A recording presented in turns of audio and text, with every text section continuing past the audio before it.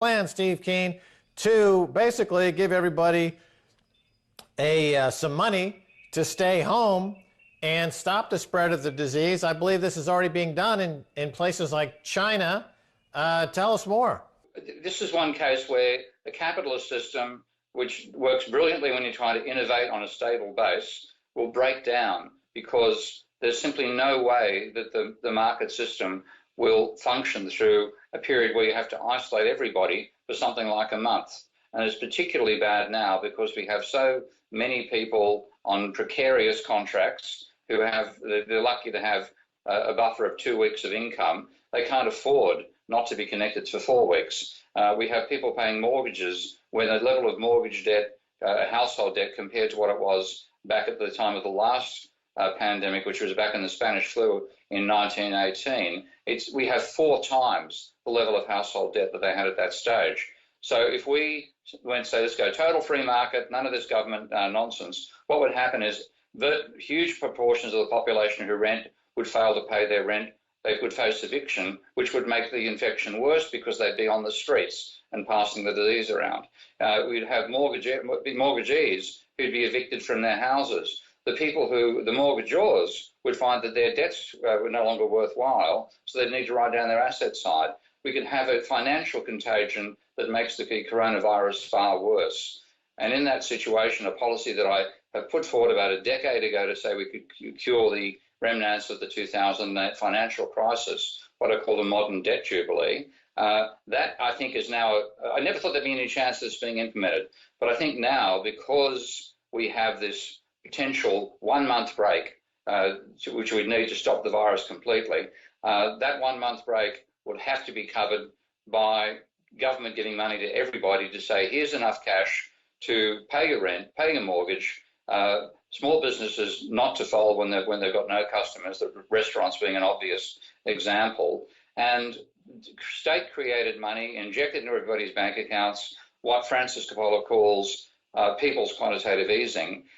That's what we need to get over this crisis. If we don't do it, then the financial effects may be as devastating as the disease itself. Right. Now you make an interesting point there. We are witnessing central bankers and leaders of the IMF and financiers and people associated with Wall Street go on television and talk about ways to curb the coronavirus by printing money for them, by bailing them out, by giving them more quantitative easing, by lowering interest rates around the world, as we saw at the Fed. The Fed, Steve Mnuchin at the Treasury in the United States, says we're going to fight coronavirus by jawboning Jay Powell at the Federal Reserve to cut interest rates by 500 basis points. And to your point, that money could go toward having people stay at home, which would actually curb the virus. By giving bankers more money, and by the way, during these press conferences, they're touching their face, they're blowing their nose, they're spreading the virus during the press conference, begging for more bailout money, when they could just give money to people and stop the spread of coronavirus. You know, this is like 2008. As you said back then, there could have been a quantitative easing for the people, bail out the debtors instead of the creditors. And here we are again in 2020. Instead of bailing out the people that are sick by keeping them home, the response by the kleptocrats is going to be, hey, let's give more money to Jamie Dimon. Isn't there a connection? Can't you say that the malfeasance and poor judgment of bailing out the banks in 2008 actually led to the rise of coronavirus by instituting malinvestments around the world?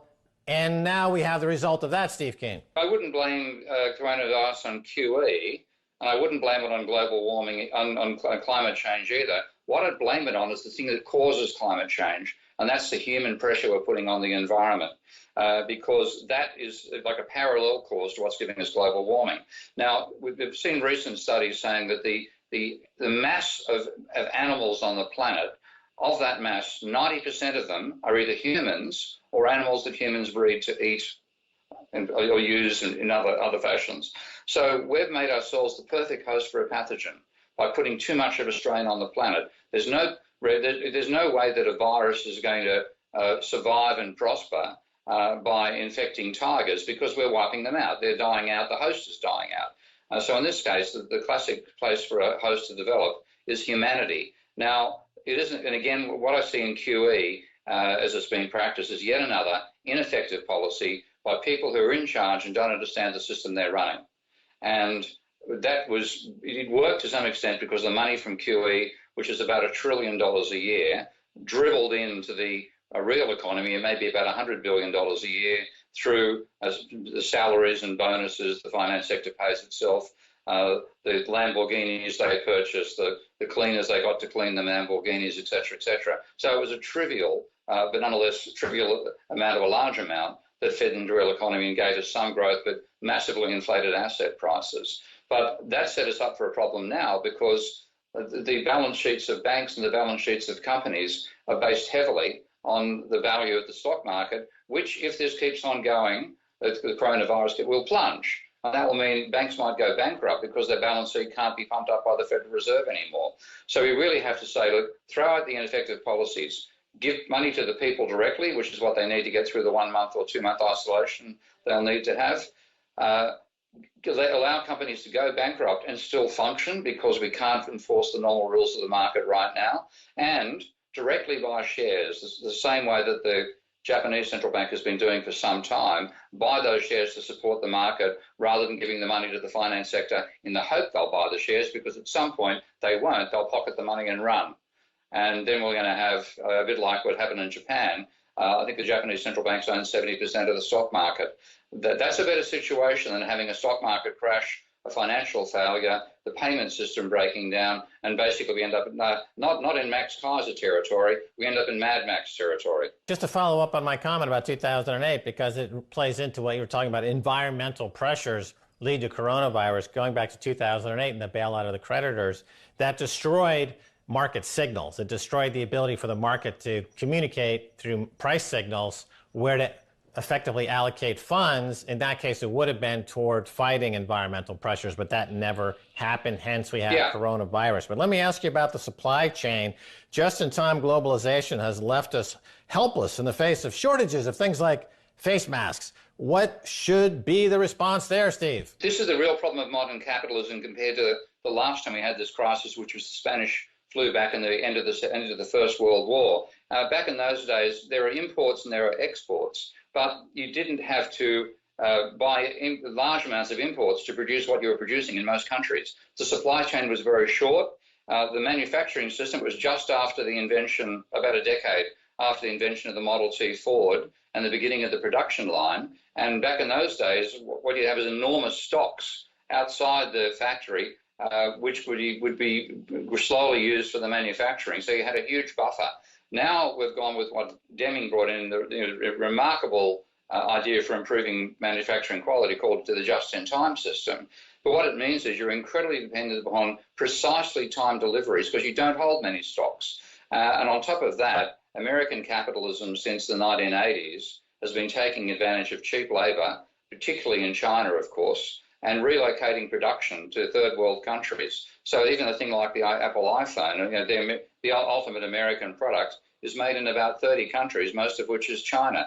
Now, if you can no longer transport those goods because, for very sensible reasons, seamen will refuse to board ships where they're going to be stuck in confined spaces with 50 or so other people, one of whom might have the virus. By the time they get to the other side, they're all going to have the virus. Some of them could be ill. The ship could end up doing a Jurassic Park and crashing into the wharf on the way because the captain's dead.